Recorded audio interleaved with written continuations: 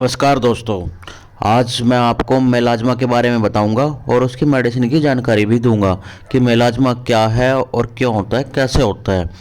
Melasma या कोलाज्मा एक ही word है, दोनों एक ही चीज़ें होती हैं।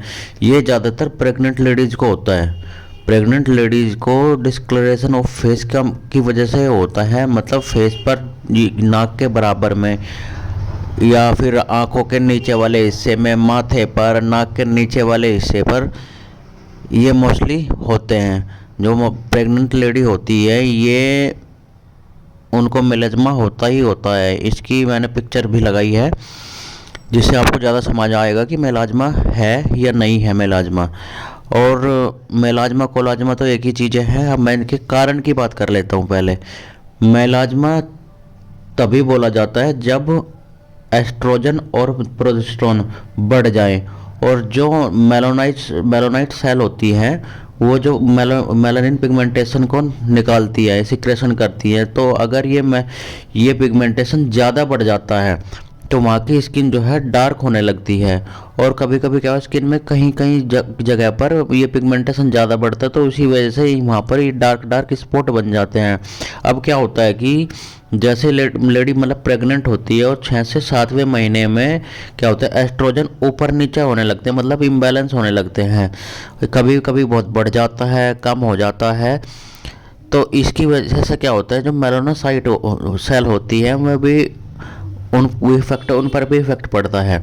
इसमें क्या होता है, मेलानिन पिगमेंटेशन जो होता है वो ज़्यादा बढ़ने लगता है। और जब मेलानिन पिगमेंटेशन कुछ कॉज में, जैसे कि प्रेग्नेंट लेडी बाहर धूप में गई, धूप में बहुत ज़्यादा घूमी या तो देर तक घूम रही है धूप में, तो वहाँ पर क्या, मेलानिन पिगमेंटेशन जितना बढ़ना चाहिए तो उससे भी ज़्यादा बढ़ जाता है।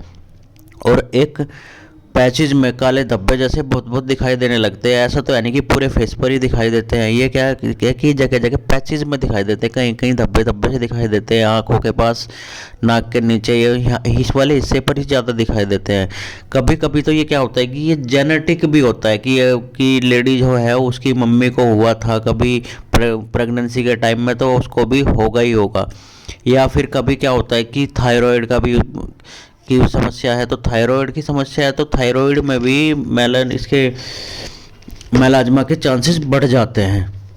और कभी कभी तो देखा जाता है कि प्रेगनेंसी के टाइम पर मेलाज्मा हुआ और डिलीवरी के जैसे ही 6-7 महीने हो गए, 6-7 महीने साल भर हुआ तो मेलाज्मा अपने आप ही ठीक हो जाता है। ये पर्सन टू पर्सन डिपेंड करता है, ये ज़रूरी नहीं कि सबको ही ठीक हो जाए। और जिन महिलाओं को ठीक नहीं होता उनको ट्रीटमेंट लेने की ज़रूरत होती है। लक्षण की बात कर लेते हैं। लक्षण कोई खास नहीं है। लक्षण में यही है कि आपको काले काले धब्बे निशान दिखाई देते हैं, झाइयाँ सी दिखाई देती है, नाक के ऊपर दिखाई देती है, आँखों के ऊपर, माथे पर या आंखों की बराबर में, आंखों के नीचे वाले हिस्से पर, नाक के नीचे वाले हिस्से पर ज़्यादा दिखाई देती हैं। यही सिम्टम्स होते हैं। इसके अलावा तो इसमें कोई दर्द नहीं होता, सूजन नहीं होती, कुछ नहीं होता है, नॉर्मल यही होता है। अब मैं इसकी मेडिसिन की बात कर लेता हूँ। सबसे पहले मैं बात करूँगा खाने वाली मेडिसिन की, उसके बाद फिर मैं लगाने वाली मेडिसिन बताऊँगा। तो सबसे पहले जो इफ़ेक्टिव मेडिसिन है थूजा ऑक्सीडेंटलिस 200, ये क्या करती है, आपको जो हार्मोनल इम्बैलेंस हुआ है उसको ठीक करती है। आपको अभी अभी मेलाज्मा हो गया है या फिर मेंसेस ऊपर नीचे हो गए हैं तो उसको भी ठीक करती है। तो आपको क्या करना है, थूजा की 2 बूंद रात में यूज करनी है डेली। ये बहुत ही इफेक्टिव मेडिसिन है। अगर आप थूजा की 2 बूंद रात में लेंगे तो ये धीरे धीरे करके आपके हार्मोन इम्बैलेंस जो हुआ है उसको ठीक करेगी। दूसरी मेडिसिन है चाइना, इसको 30 पोटेंसी में लेनी है। ये क्या करती है, जो फेस का आपका डिक्लेरेशन हुआ है उसमें बहुत ही इफेक्टिव मेडिसिन है। अगर फेस की स्किन में ब्लैक कलर या हल्का ग्रे कलर का डिक्लेरेशन हो रहा है तो उस पर बहुत ही इफेक्टिव मेडिसिन है। मेलाज्मा में बहुत ही इफेक्टिव मेडिसिन है। इसकी 2 बूंद सुबह, 2 बूंद दोपहर, 2 बूंद शाम को 3 बार लेनी है। नंबर 3 पर कौन है, कोलाफोलियम 30। अगर प्रेगनेंसी के दौरान भी, अगर पहले ही मतलब कि 7वें 8वें या 9वें महीने से मेलाज्मा दिखने लग गया है तो ये बहुत ही इफेक्टिव मेडिसिन है। इसे तो आपको नॉर्मली अगर डिलीवरी का टाइम आ गया है तो भी देनी चाहिए। डिलीवरी को नॉर्मल कराने में बहुत ज़्यादा रोल निभाती है। इसके लेने से डिलीवरी नॉर्मल हो जाती है। और हार्मोनल इम्बैलेंस में तो बहुत ही अच्छा काम करती है। ये मेलाज्मा को 3 से 4 महीने में धीरे धीरे करके ख़त्म कर देती है। कॉलीफॉलियम 30 की 2 बूंद सुबह, 2 बूंद दोपहर, 2 बूंद शाम को यूज करनी चाहिए। नंबर 4 पर है कोपीविया 30। ये मेलाज्मा के लिए बहुत ही इफेक्टिव मेडिसिन है। क्या होता है कि इस मेडिसिन को मोस्टली डॉक्टर रिकमेंडेशन नहीं करते क्योंकि नई मेडिसिन है और मिलती भी बहुत ही कम जगह है। अगर इसका ये स्पेशली मेलाज्मा के लिए ही बनी है। ये 3 से 4 महीने में मेलाज्मा को धीरे धीरे करके ख़त्म कर देती है। इसकी 2 बूंद सुबह, 2 बूंद दोपहर, 2 बूंद शाम को यूज करनी है। अब हम बात करने लग लेते हैं लगाने वाली मेडिसिन की। लगाने वाली मेडिसिन में आपको लेकर के आनी टोपी बर्बेरिस क्रीम। ये मेलाज्मा की बहुत ही इफ़ेक्टिव मेडिसिन है। ये इसको क्या करना है, आपको सुबह दोपहर शाम को यूज करनी है। पहले फेस को अच्छे से धो ले, धो करके फिर फेस पर अप्लाई करनी है। इसको शाम रात में नहीं लेना है, मतलब कि सुबह दोपहर शाम को लगाएं, रात में नहीं लगाना। रात में लगाने वाली दूसरी मेडिसिन क्रीम बताऊंगा। और अगर आपको ये क्रीम नहीं मिलती है टोपी बर्बेरिस, तो आप सीधा बर्बेरिस एक्विफोलियम क्रीम ला सकते हो। उसको गुलाब जल में मिक्स करके आप 3 टाइम लगा सकते हैं, सुबह दोपहर शाम, ऐसे ही फेस धो करके। अब दूसरी मेडिसिन बता रहा हूँ जो रात में लगानी है आपको। ये है मार्क्स गो क्रीम। ये बहुत ही इफेक्टिव मेडिसिन है। इसे सिर्फ रात में ही लगाना है। रात में अच्छे से मुंह धो करके मुंह पर लगाए और ये देखेंगे कि 2-3 महीने में ये आपके मेलाज्मा को ख़त्म कर देगी। 2-3 महीने में धीरे धीरे ख़त्म कर देगी।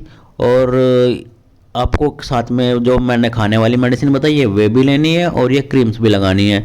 आपका देखेंगे कि 2 से 3 महीने में आपका मेलाज्मा पूरी तरह से ठीक कर देंगे। हाँ, अगर थोड़ी बहुत कसर रह गई में थोड़ा बहुत रह गया है तो उसको थोड़ा कंटिन्यू कर लीजिए।